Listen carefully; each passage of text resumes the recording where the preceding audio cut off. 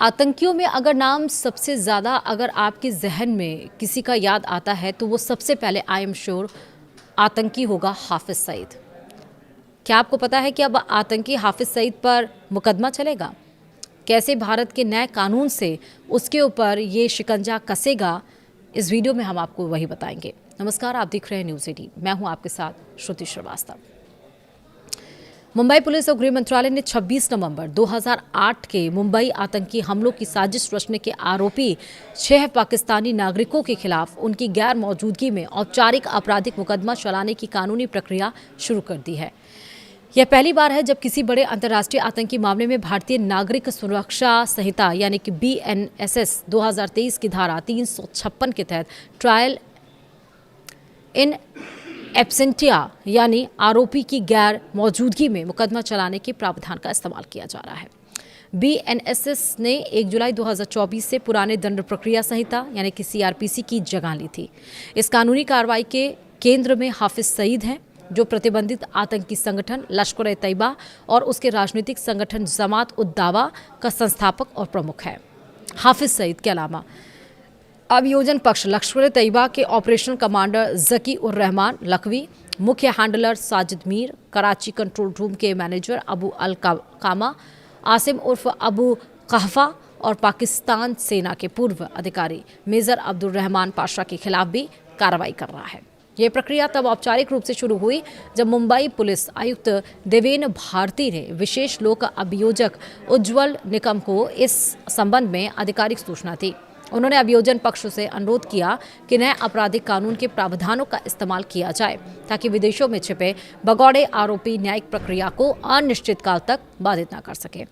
अभियोजन पक्ष की याचिका पर सुनवाई करते हुए विशेष न्यायाधीश SR नमानंदर ने 6 आरोपियों के खिलाफ कानूनी नोटिस जारी किए और उन्हें 18 अगस्त तक अदालत में पेश होने का निर्देश दिया।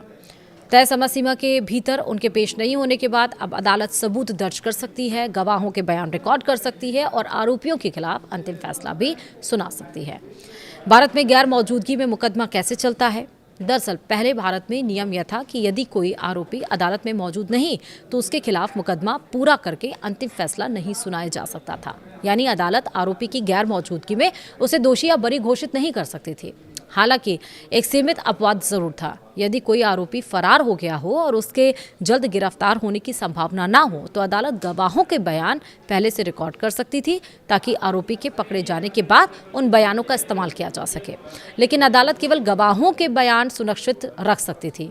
वह ना तो मुकदमा पूरा कर सकती थी और ना ही आरोपी को दोषी या बरी घोषित कर सकती थी। अंतिम फैसला तभी संभव था जब आरोपी अदालत के सामने पेश हो। यही कानूनी सीमा पार आतंकवाद से जुड़े मामलों में बड़ी बाधा बन जाती थी। विदेशी देशों में छिपे आरोपी वर्षों तक भारतीय अदालतों की पहुंच से बाहर रहते थे और मुकदमा अंतिम चरण तक नहीं पहुंच पाता था।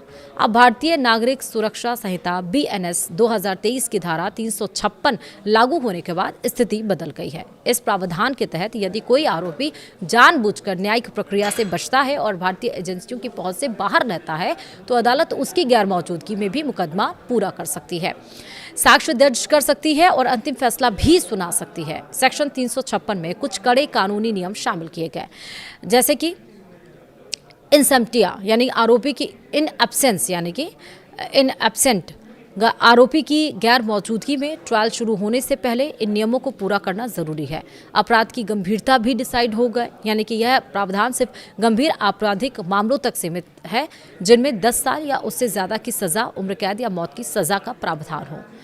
दूसरा, न्यायिक समन का बार बार जवाब न देने पर आरोपी को सबसे पहले BNS के सेक्शन 84 के तहत औपचारिक रूप से घोषित अपराधी यानी प्रोक्लेम्ड ऑफेंडर घोषित किया जाना चाहिए। तीसरा है, पीठासीन मजिस्ट्रेट या जज को लगातार 2 गैर जमानती गिरफ्तारी वारंट जारी करने होंगे और दोनों वारंट जारी करने के बीच कम से कम 30 दिनों का अनिवार्य अंतर होना चाहिए।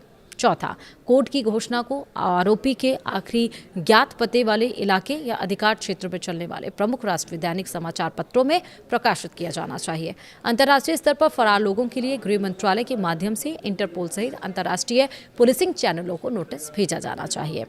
वहीं पांचवा है, बीएनएस औपचारिक रूप से आरोप तय होने के बाद 90 दिनों का अनिवार्य कंपल्सरी इंतजार का समय तय करता है। यह अतिरिक्त समय आरोपी को सरेंडर करने या कानूनी पक्ष रखने का आखिरी मौका देता है, इससे पहले कि कोर्ट उनकी गैर मौजूदगी में आगे बढ़े। छठा है कि एक तरफा कार्रवाई के दुरुपयोग को रोकने और निष्पक्ष कानूनी प्रक्रिया बनाए रखने के लिए सेक्शन 356 कहता है कि अगर फरार आरोपी वकील नहीं रख पाता है तो कोर्ट को राज्य द्वारा वित्त पोषित डिफेंस काउंसिल यानी कि कानूनी सहायता नियुक्त करना होगा। यह वकील अभियोजन पक्ष के गवाहों से जिरह करेगा, दस्तावेजी सबूतों की जांच करेगा और आरोपी की ओर से अंतिम बहस करेगा। एक बार जब ये शर्तें पूरी हो जाती हैं तो ट्रायल सामान्य न्यायिक नियमों के तहत आगे बढ़ता है। अगर दोषी ठहराया जाता है तो सज़ा हमेशा लागू रहेगी। इसका मतलब है कि अगर अपराधी कभी भारतीय अधिकार क्षेत्र में आता है या उसे प्रत्यर्पित यानी कि एक्स्ट्राडिटेड जिसको हम बोलते हैं किया जाता है तो मामले की दोबारा सुनवाई किए बिना उसे तुरंत गिरफ्तार करके जेल भेजा जा सकता है। सवाल ये है कि जिसका हम जिक्र कर रहे हैं हाफिज़ सईद, ऑलमोस्ट आप सबको पता होगा, लेकिन फिर भी कौन है समझ लीजिए। हाफिज़ मोहम्मद सईद प्रतिबंधित आतंकी संगठन लश्कर-ए-तैयबा का संस्थापक है। उसका नाम 26/11 मुंबई आतंकी हमलों सहित कई आतंकवादी हमलों की साजिश से जुड़ा रहा है। संयुक्त राष्ट्र सुरक्षा परिषद ने उसे वैश्विक आतंकवादी घोषित किया है।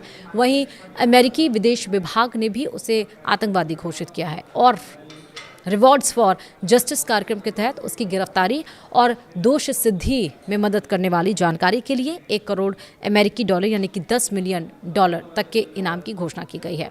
पाकिस्तान में भी हाफिज़ सईद के खिलाफ कानूनी कार्रवाई हुई है और आतंकवाद के वित्त पोषण यानी कि टेरर फंडिंग से जुड़े मामलों में उसे सजा सुनाई गई है। हालांकि भारत लंबे समय से उसके खिलाफ कड़ी कार्रवाई और उसके प्रत्यर्पण की मांग करता रहा है।